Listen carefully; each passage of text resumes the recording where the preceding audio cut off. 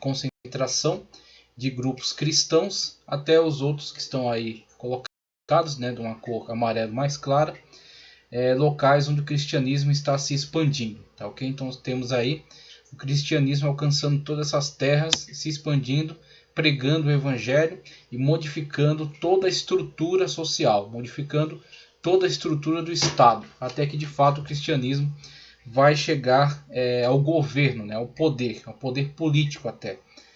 Quando então vamos ter algumas alterações, conforme já analisamos até na aula passada, algumas benesses, com o fim da perseguição, com o reconhecimento, tá certo, da religião como uma religião autorizada e até uma religião oficial em alguns momentos.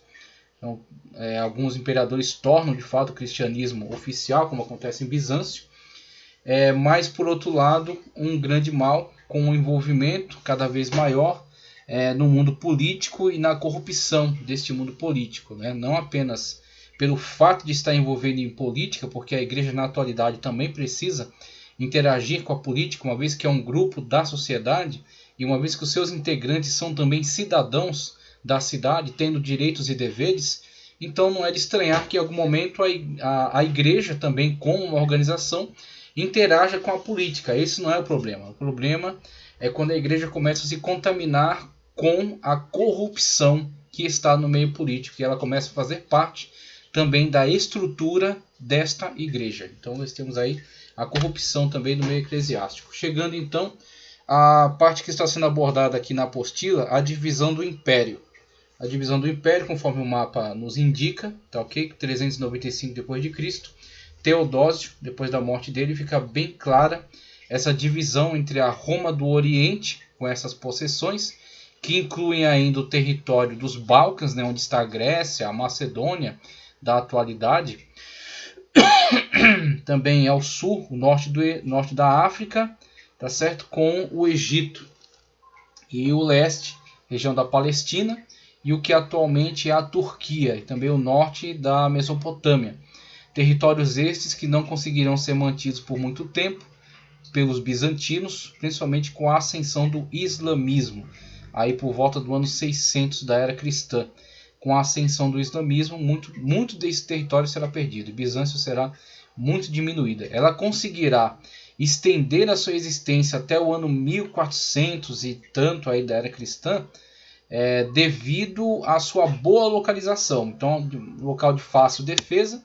Então, eles se entrincheiraram aí neste lugar, e as saídas para o mar também são muito benéficas. Então, eles conseguem estender a sua existência. Mas quando vem o advento aí do Império Otomano, que também está inserido aí dentro do islamismo, mesmo não sendo árabe, inclusive futuramente vou gravar algumas aulas aí especificamente tratando acerca dessa questão do Oriente Médio, desses conceitos de islamismo, que é um conceito de religião, e os conceitos de etnia. Você tem árabes, otomanos, persas, mouros, tá ok? Você tem diversos conceitos aí de etnias que estão também dentro, tá certo, de um conjunto maior, falando agora no aspecto religioso, estão dentro do islamismo, ok? Mas são povos diferentes. Então, por exemplo, os otomanos, que também estão dentro do islamismo e serão os grandes opositores, grandes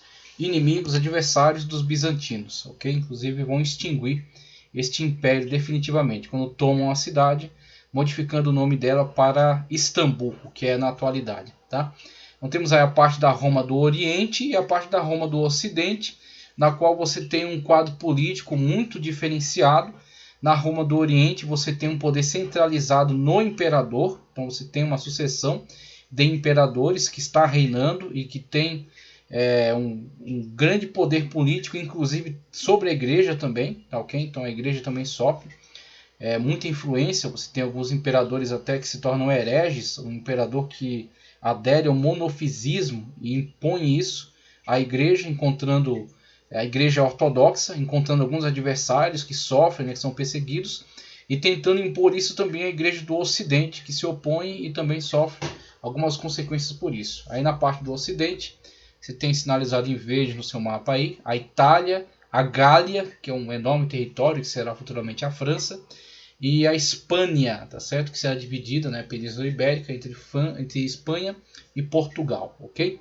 Então você tem aí estes grandes territórios, né, que está aí ao ocidente e que tem, diferentemente da parte oriental, sofre aí pelo vácuo de poder, né? Então você não tem um poder centralizado que seja forte. Então os últimos imperadores romanos que reinaram aí nessa porção foram muito fracos, né, e não conseguiram concentrar poder, não conseguiram impor sua influência. Então foi uma decadência, né, até que Rômulo Augusto é deposto aí por Odoacro, né, um bárbaro. Então você tem a movimentação de diversas hordas bárbaras que estão golpeando principalmente a parte ocidental por ter essa descentralização do poder. Então quando de fato o último imperador romano cai, o poder que resta, a instituição na verdade, né, que o poder estava na mão dos bárbaros, poder das armas, poder militar. Mas o único grupo que resta como instituição milenar, forte, organizada, né, com cultura, com educação, com técnica, quem resta é a Igreja Católica Apostólica Romana, ok? E a figura do Papa como um líder centralizador, inclusive um líder que pode decidir questões entre esses reis bárbaros, um árbitro. Então o Papa torna-se, na verdade, vamos dizer assim, um árbitro entre essas decisões, entre esses diversos reinos que surgem, e a Igreja Católica torna-se um manancial de conhecimento, né? Torna-se aí um depositório, né, de conhecimento, de sabedoria, né, de ordem, de organização, jurídico, religioso, filosófico. Inclusive começam a comunicar isso para essas novas aristocracias que surgiram, né? Então os bárbaros começam a organizar os seus reinos, ainda estão em muita disputa entre eles, mas quando isso começa a se estabilizar, começam a surgir então essas aristocracias ligadas a esses reinos. E aí quem vai interagir dentro dessas cortes serão os representantes da Igreja do Ocidente, da Igreja Católica Apostólica Romana, ok? Então um pouco mais aí sobre como eram essas divisões dessas regiões, né? Essas regiões administrativas, tá ok? Isso aí por volta do ano 400 da Era Cristã. Então, a divisão principal entre leste e oeste e as subdivisões dentro de cada uma dessas macro-regiões, tá ok? Agora, esse mapa que nos mostra aí a parte do Oriente, Império Romano do Oriente, concentrada, enquanto a parte do Ocidente está dividida entre essas diversas forças bárbaras que estão lutando pelo poder, tentando se impor, né, e tentando definir aí seu raio de influência, né, seu raio de domínio.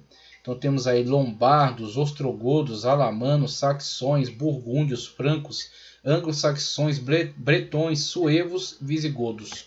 Temos aí vândalos, né, no norte da África. Então todos eles guerreando entre si, tentando também impor a sua força, né, impor aí o seu domínio sobre essas regiões. De fato, eles derrubam o Império Romano que esteve ainda presente aí, começam a dividir essas terras, estabelecer seus reinos, então o catolicismo vai interagir com eles, ok? O texto que eu quero trazer, estamos aí na parte de desenvolvimento do poder da Igreja Romana. O desenvolvimento do poder da Igreja Romana. Ele traz aqui para nós, somente ler alguns pontos interessantes aqui na apostila que diz, ó, ainda na divisão do Império. As fronteiras eram demasiadamente extensas